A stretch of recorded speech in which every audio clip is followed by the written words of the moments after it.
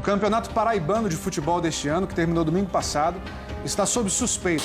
O escândalo de corrupção na FIFA ganhou novas revelações. E o escândalo envolvendo os jogadores em apostas.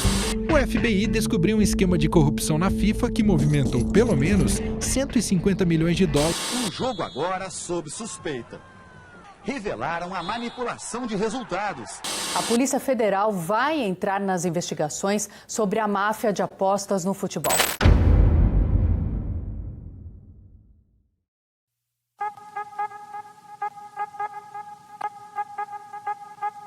Conhecido como o esporte mais popular do mundo, o futebol transcende fronteiras e alcança culturas. Milhões de torcedores enchem os estádios, vibrando a cada gol e celebrando as suas equipes com paixão inagualável. No entanto, por trás dos holofotes brilhantes e dos gramados impecáveis, existe um enigma sombrio que ameaça a integridade desse esporte: suborno, conluio e manipulação. São palavras que ecoam nos corredores e salas de reuniões das federações e nos bastidores das competições. Enquanto os jogadores correm em campo, outros jogos estão em andamento, onde os interesses pessoais e financeiros muitas vezes superam o amor pelo jogo. A corrupção no futebol é um segredo mal guardado. É uma sombra que paira sobre os estádios e minam as virtudes do esporte. Desde manipulação de resultado até lavagem de dinheiro, a falta de caráter alcançou os níveis mais elevados do maior esporte do mundo. Votos comprados, sedes negociadas, árbitros corruptos e jogos comprometidos em apostas. Será que a integridade do futebol está ameaçada? Isso é o que eu te conto neste vídeo.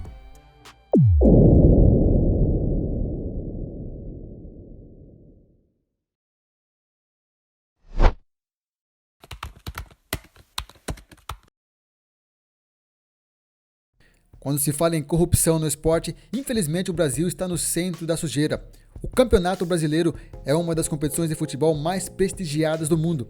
Milhões de torcedores acompanham de perto a cada partida, torcendo por seus times e jogadores favoritos. No entanto, por trás dos gramados, uma teia de corrupção estava se formando. Em 2005, o Brasil testemunhou o escândalo da máfia do apito. Segundo o jornalista André Rizek, árbitros, jogadores e dirigentes estavam envolvidos em manipulação de resultados no Campeonato Brasileiro. Partidas tiveram que ser remarcadas e a confiança no esporte foi abalada. Alguns árbitros responsáveis por garantir a imparcialidade e a justiça nas partidas foram subornados para favorecer determinadas equipes. Decisões controversas como pênaltis duvidosos ou gols anulados começaram a surgir. E se eu posso começar citando nomes, eu cito Edilson Pereira, Paulo Danelon e Najib Fayad. Esses são os três caras que estão no centro do escândalo.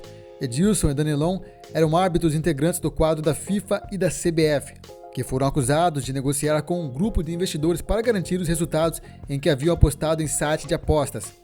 Najib Fayad, conhecido como Gibão, foi apontado pelas investigações como mentor da máfia do apito. Ele era o principal responsável de articular nos bastidores para alterar os resultados dos jogos. Na época, 11 jogos apitados por Edilson no Brasileirão foram anulados pelo presidente do Superior Tribunal de Justiça Desportiva, Luiz Veiter. Acordos secretos eram feitos para manipular resultados e beneficiar interesses pessoais, quando a bola não estava rolando. Times e torcedores foram prejudicados e a credibilidade do campeonato foi abalada. O Corinthians foi o campeão daquele ano, terminando 3 pontos à frente do segundo colocado, o Internacional.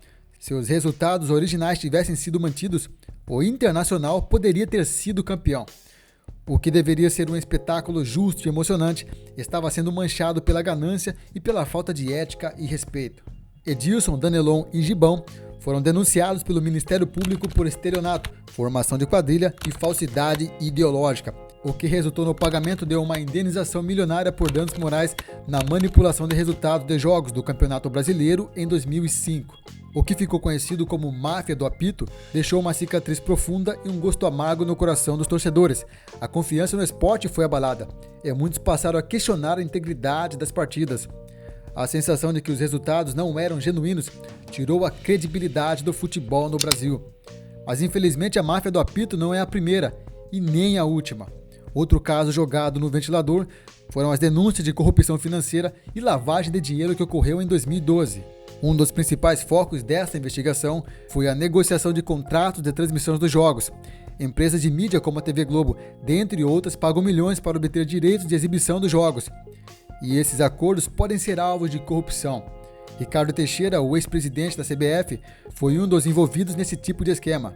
Ele recebeu propinas com valores referentes a 32,3 milhões relacionadas a contratos de transmissão da Libertadores, Copa América e Copa do Brasil. Esse escândalo manchou a integridade da CBF e prejudicaram a credibilidade das competições. E isso não foi tudo. A lavagem de dinheiro também foi mencionada. Dinheiro ilícito proveniente de atividades ilegais era injetado no futebol por meio de clubes, federações e intermediários. Esse dinheiro sujo era disfarçado como investimentos legítimos, dificultando o rastreio. A falta de transparência nos fluxos financeiros permitia que os corruptos se beneficiassem enquanto prejudicavam o esporte. Esse esquema fraudulento só foi descoberto devido a alguns jornalistas e veículos de comunicação que começaram a levantar suspeitas sobre transações financeiras estranhas e algumas movimentações suspeitas nos bastidores do futebol. Eles buscaram por conexões entre contratos e pagamentos a figuras influentes. A investigação jornalística, junto à investigação da Polícia Federal e Ministério Público, resultaram em prisões e no banimento do então presidente da CBF, Ricardo Teixeira, em 2019.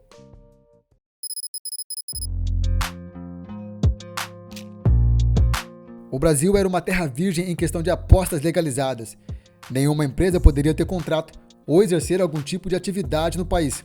Até que em 2018, o então presidente Michel Temer assinou um decreto que dava permissão para essas empresas, que já atuavam no exterior, pudessem trabalhar com apostas no Brasil. O decreto foi uma bomba que explodiu nos últimos anos, que resultou nos escândalos das casas de apostas. Mas para você entender essa corrupção, é necessário que você entenda primeiro como funcionam as apostas. Em uma eventual partida entre São Paulo e 15 de Piracicaba, obviamente o favoritismo está para o São Paulo. Neste caso, os odds, que em português se traduz por chance, pagará mais barato para o time favorito, no caso o São Paulo, e mais caro para o 15 de Piracicaba, pela maior dificuldade em vencer a partida. No final, se o 15 vencer o São Paulo, os apostadores que investiram com mais risco no time desfavorecido ganhará mais. Em um jogo que ocorreu entre Santos e Palmeiras no dia 31 de março, a Betfair estava pagando R$ 3,50 para o Palmeiras vencer a partida e R$ 3,40 para o Santos no caso de vitória e R$ 3,20 no caso de empate. Mas além dessas possibilidades, ainda existem outras, dentre elas os cartões e os pênaltis. Se um jogador específico receber um cartão amarelo, vermelho ou cometer um pênalti, as casas de apostas geralmente pagam muito. É aí onde mora a corrupção. Tudo começou com uma denúncia feita pelo Ministério Público de Goiás em novembro de 2022, quando 14 pessoas foram acusadas de participar de um esquema que visava fraudar os resultados dos jogos da Série B do Campeonato Brasileiro. Dentre os acusados estava o empresário Bruno Lopes, dono da empresa BC Sports, que, segundo o Ministério Público, era utilizada para realizar transferências bancárias aos atletas subornados, para contribuir com o resultado desejado. Bruno subornava alguns jogadores para cometer pênaltis ou receber cartões amarelos ou vermelhos durante os jogos, beneficiando os apostadores. Dessa forma, a quadrilha multiplicava o dinheiro investido nas casas de apostas. Um dos jogadores subornados foi o atacante Romário, de apenas 20 anos, do time Vila Nova. Ele teria recebido R$10 mil antecipado para cometer um pênalti em um jogo contra o Sport, com promessa de receber mais R$140 mil após o jogo. Mas para Romário, felizmente o esquema nunca funcionou. O atleta não foi selecionado para a partida. Dessa forma, ele tentou empurrar a proposta falando com outros jogadores. A informação acabou vazando e chegou nos dirigentes do clube, que rescindiu o contrato com o atleta. Mas Romário foi apenas um dos muitos jogadores comprados no escândalo das casas de apostas. Outro jogador foi o zagueiro do Santos, o Eduardo Bauerman. A revista Veja divulgou imagens controversas mostrando que o jogador teria recebido 50 mil para forçar a receber um cartão amarelo em uma partida do Santos contra o Avaí, o que também não deu muito certo. Bauerman não recebeu o cartão, mas teria prometido causar um cartão vermelho no jogo contra o Botafogo, o que aconteceu, mas somente com o fim da partida, o que teria causado uma fúria nos apostadores, que resultou nas ameaças que ele recebeu após a partida. Enquanto a torcida vibrava confiando na legitimidade do jogo, nos bastidores, os apertos de mãos fechavam os acordos.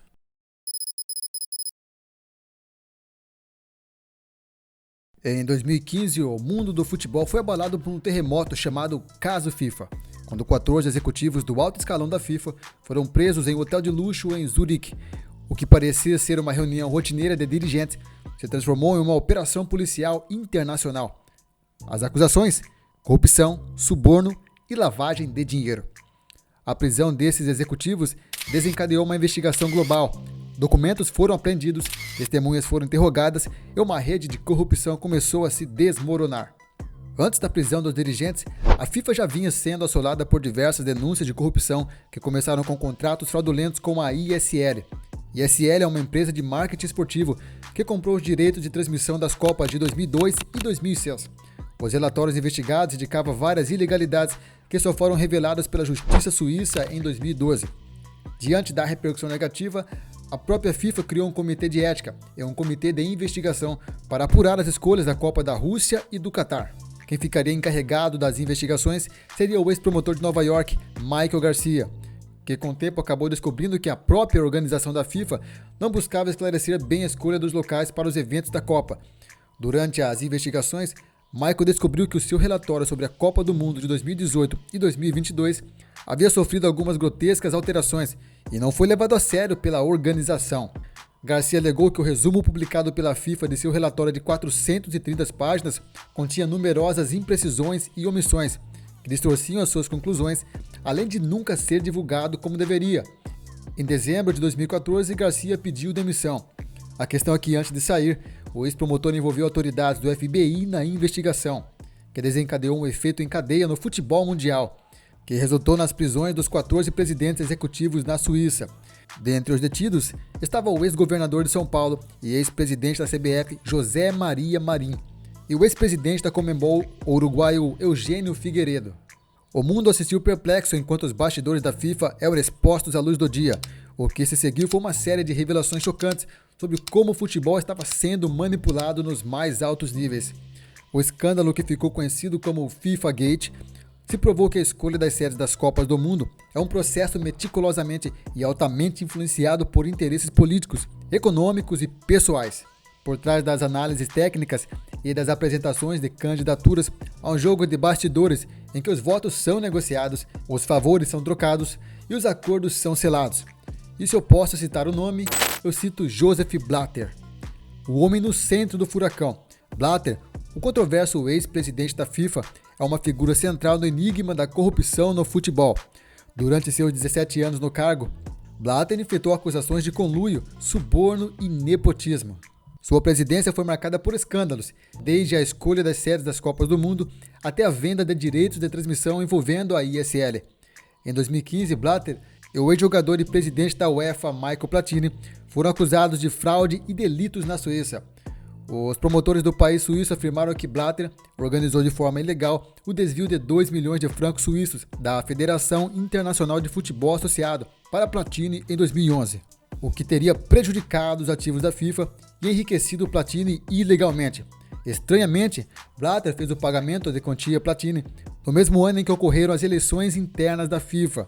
Apesar de serem inocentados em 2022, as sombras de uma vasta investigação apresentaram várias suspeitas e acusações em vários casos de corrupção ligadas a Joseph Blatter e Michael Platini. Mas eles são apenas um dos muitos que mergulharam de cabeça nesse mar obscuro de corrupção. Outro grande nome é Jack Warner. O ex-vice-presidente da FIFA de 97 a 2011 é outro personagem central envolvido em aliciamento. Durante a escolha da África do Sul como sede da Copa de 2010, Warner esteve no centro de rumores e alegações de corrupção. Ele foi acusado de receber subornos em troca de votos para a candidatura sul-africana. Conhecido por sua habilidade em manobrar nos bastidores, claro, negou veementemente as acusações. O que foi apresentado é que o sorteio realizado pela FIFA em 2010 determinou que a Rússia seria a sede para a Copa de 2018, e a escolha levou em consideração diversos fatores, como infraestrutura, estádios, logística, capacidade de organização, junto ao desejo de expandir o torneio para as novas regiões. Isso é o que foi divulgado. Mas a realidade era outra. Enquanto o mundo assistia aos sorteios, atrás das câmeras a corrupção estava em festa. Tudo não passava de teatro. As suspeitas não estão diretamente relacionadas aos votos individuais dos membros da FIFA. No entanto, durante o processo de seleção, surgiram alegações de que os votos teriam sido influenciados por interesses externos, possivelmente pagos com dinheiro vivo, para garantir o local escolhido.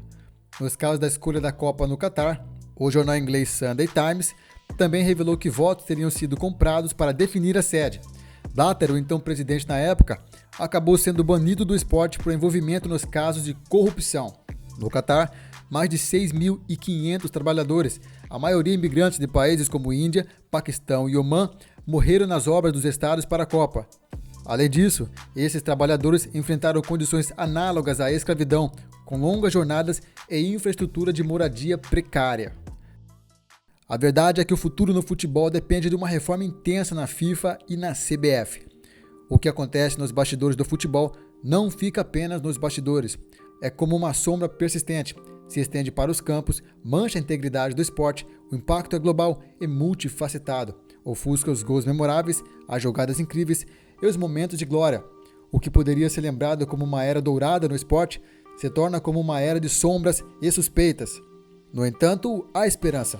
A luta continua. As reformas são necessárias. Mais do que isso, é necessário um compromisso coletivo para limpar os bastidores dos gramados. Eu termino esse vídeo com uma pergunta. A corrupção no esporte pode acabar? Acredito que a resposta está nas mãos daqueles que amam o esporte e que têm o poder nas mãos. Somente com ações energéticas podemos restaurar a confiança e proteger a essência do futebol no Brasil e no mundo. Mas então, o que você acha da corrupção no futebol? Deixe a sua opinião aqui nos comentários. Não se esquece de se inscrever aqui no canal Documentário. Ative o sino de notificações para não perder nenhum vídeo do canal. A decadência da seleção brasileira, como foi a era de ouro do futebol brasileiro e como o nosso futebol caiu tanto. Isso é o que eu conto no vídeo que está aparecendo aí na tela para você. Aperta aí que eu te aguardo lá. Por esse vídeo é isso. Eu sou o Gesiel Santos e agradeço a sua audiência. Um forte abraço e até o próximo vídeo.